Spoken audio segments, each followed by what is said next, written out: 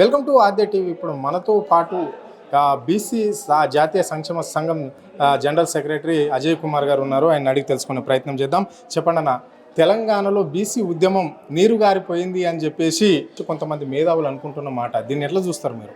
ఈ సీఎం రేవంత్ రెడ్డి గారు ఏదైతే 42% రిజర్వేషన్లు అని చెప్పేసి అసెంబ్లీలో బిల్ పెట్టేసి దాన్ని గవర్నర్ దగ్గర పంపించారు. కానీ ఆ బిల్ పెట్టడంలో కూడా రాజ్యాంగబద్ధంగా చట్టబద్ధంగా లేదు, దాంట్లో శాంటిటీ లేదు, అది తప్పుల తడాక ఉంది. దాంట్లో ఎట్లా అంటే 42% అంటే కూడా దాంట్లో బీసీ ఏకి ఎంత, బీసీ బీకి ఎంత, సిడి అని చెప్పేసి దాంట్లో కూడా ఏం మెన్షన్ చేయలేదు ఆయన ఎంతవరకు ఏమంటే ఈ 42% పెట్టేశాము, ఇది నా పరిధిలో లేదు, గవర్నర్కి పంపించాం, లేదంటే కేంద్ర ప్రభుత్వం చూసుకోవాలని చెప్పేసి ఎంతవరకు బీసీలను మోసం చేయడానికి మాత్రమే అది పనికొస్తుంది. కానీ బీసీలలో అనేక సంఘాలు ఉన్నాయి. ఆయన ఆర్డినర్స్ అన్నప్పుడు బీసీలకు 42% రిజర్వేషన్ అన్నప్పుడు భారీ ఎత్తున కూడా ఆయన చిత్రపటానికి పాలాభిషేకం చేశారు, పూలమాలలు చేశారు. రకరకాలుగా బీసీలు ఈ రోజే రాజాధికారం మాకు వచ్చింది అన్నట్లు కూడా ఈ రాష్ట్రంలో ఫీల్ కావడం అనేది జరిగింది. మరి ఇప్పుడు ఆర్డినెన్స్ తర్వాత కూడా ఇవన్నీ జరిగినాక ఇప్పుడు బీసీలకు కేవలం మా కాంగ్రెస్ పార్టీ తరపునే 42% ఇస్తామంటున్నాడు. దాన్ని ఏ విధంగా ఇస్తాడు, ఎట్లా ఇస్తారు, మరి బీసీ సమాజం ఏమనుకుంటున్నారు అన్న? మీరు అడిగిన క్వశ్చన్ చాలా మంచిగా ఉంది. ఇప్పుడు రేవంత్ రెడ్డి గారు ఏమంటున్నారంటే ఆ రోజు పాలాభిషేకం చేసింది వాస్తవమే రాష్ట్ర వ్యాప్తంగా.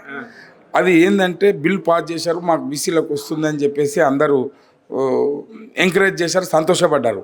కానీ దాంట్లో రాజ్యాంగబద్ధంగా చట్టబద్ధంగా ఏది పాటించలేదు. దాంట్లో మన రేవంత్ రెడ్డి గారు సీఎం గారు ప్రతి విషయంలో హైకమాండ్ అని చెప్పేసి ఏదన్నా చిన్న కార్పొరేషన్ చైర్మన్ ఇవ్వాలన్నా, ఎమ్మెల్యే టికెట్ ఇవ్వాలన్నా హైకమాండ్ వాళ్ళతో పర్మిషన్ తీసుకొని ఏదన్నా ఇష్యూ కోసం ఢిల్లీకి పోతూ ఉంటారు.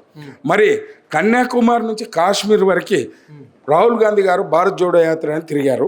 అప్పుడు ఆయన భారత రాజ్యాంగం సంకల పెట్టుకొని తిరిగారు. మరి భారత రాజ్యాంగం ఆయన పట్టుకొని తిరిగినప్పుడు ఈ బిల్ మేము అసెంబ్లీలో పాస్ చేస్తున్నాం, ఈ విధంగా డ్రాఫ్ట్ తీసుకుపోయి ఆయనకు చూపిస్తే మరి భారత రాజ్యాంగంలో ఏ విధంగా పెట్టాలా చట్టబద్ధత అనేది ఆయనకు తెలియదా? ఆయన సంకల పుస్తకం పెట్టుకొని తిరిగినది దాంట్లో అత్త తెలియదు పత్త తెలియదు రాహుల్ గాంధీ కూడా. అంటే నేను ఒక చిన్న విషయం చెప్తున్నా, ఇప్పుడు బీసీలకు 42% ఇస్తున్నామని చెప్పి అసెంబ్లీలో బిల్ పెట్టేటప్పుడు హైకమాండ్ రాహుల్ గాంధీతో చర్చ చేయలేదు. ఆయనకు ఇది కాదు, ఈ ప్రొసీజర్ కాదు, ఈ 42% అనేది కాదు, దీంట్లో ఏ క్యాస్ట్కి ఎంతెంత పెట్టాలా, ఏ విధంగా పెట్టాలని చెప్పేసి 50% కూడా ఇవ్వచ్చు. మా బీసీలకు కూడా ఒక చైతన్యం వచ్చింది. దాంట్లో ఏ విధంగా ఇప్పుడు సాధించుకోవాలని చెప్పేసి ఇప్పుడు రాష్ట్ర వ్యాప్తంగా ప్రతి కాన్స్టిట్యున్సీ విలేజ్ లెవెల్లోకి వెళ్ళిపోయింది. అన్ని పార్టీలు కూడా మద్దతు ఇస్తున్నాయి. అప్పుడు టీఆర్ఎస్ పార్టీ మద్దతు ఇచ్చినందుకు ధన్యవాదాలు. వాళ్ళు కూడా చెప్పారు 9th షెడ్యూల్లో పెట్టి చేయాలని చెప్పి, అది ప్రొసీజర్ చెప్పిండు. ఈయన పెట్టేదేదో పెట్టి పంపించినాకనే, అంటే అంతవరకు ప్రాసెస్ ఉండి పెండింగ్ ఉంది. ఈయన జంతర్ మంతర్ దగ్గర ఢిల్లీలో ధర్నా చేసిండు. ఈయన ఒక్కడు కూర్చొని చేస్తే అయ్యేది కాదు, పోయేది కాదు. రాహుల్ గాంధీ రాలేదు.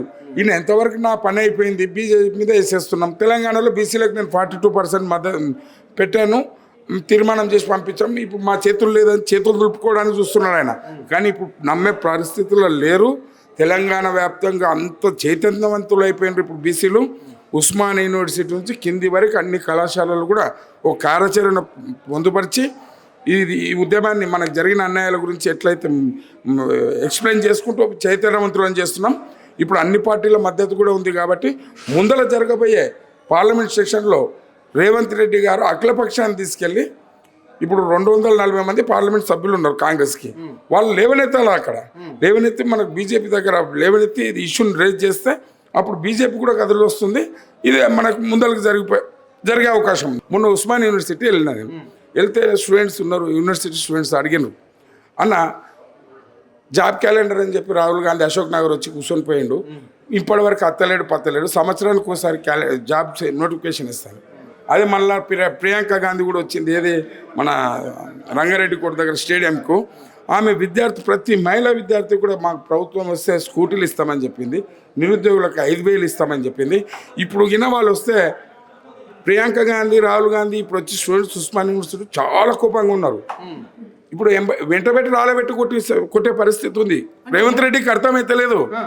ఆయన ప్రభుత్వం నడుచుకుంటూ ఇదేదో ఇష్యూ జరుగుతుందా ఏదో అని ఉన్నాడు. కానీ ముందు రాబోయే రోజుల్లో మన తెలంగాణ బీసీ మహిళలు, విద్యా మహిళలు మాకిచ్చిన హామీలు ఎక్కడ పోయినాయి, స్కూటీ ఎక్కడ పోయింది, 5,000 ఎక్కడ పోయినాయి, ఆ రోజు నుంచి ఈ రోజు కట్టించినాకనే బేగంపేటలోనో లేకుంటే శంషాబాద్ ఎయిర్పోర్ట్లో ఆమె అడుగు పెడతారు. లేదంటే ఏ మీటింగ్ కూడా వచ్చే పరిస్థితుల్లో లేదు. ఇప్పుడు తీవ్రంగా ఉన్నాయి పరిస్థితులు. రైట్. ఇది చూసినావు కదా, ముఖ్యమంత్రి రేవంత్ రెడ్డి బీసీ నాయకుడు ఒక సవాలు కూడా తీసుకోవడం అనేది జరిగింది ఇక్కడ మీ విషయంలో. ఇప్పుడు స్థానిక సంస్థల ఎన్నికలకు నువ్వు ఎట్లయితే పోతున్నావు అక్కడ నీకు ఓటమి పాలు తప్పదు అని చెప్పేసి కూడా ఆయన హెచ్చరించడం అనేది అయితే జరిగింది. అంటే యావత్ బీసీలు నీ అంట ఎవరు లేరు, అంటే నువ్వు బీసీలకు మేలు చేస్తే నీ అంట ఉండేవాళ్ళేమో, కానీ బీసీలకు అడుగున అన్యాయం చేస్తున్నావు, బీసీ ఓట్లతో గెలుపొంది నువ్వు అని చెప్పేసి కూడా ఆయన ఆవేదన వ్యక్తం చేయడం అనేది అయితే జరిగింది.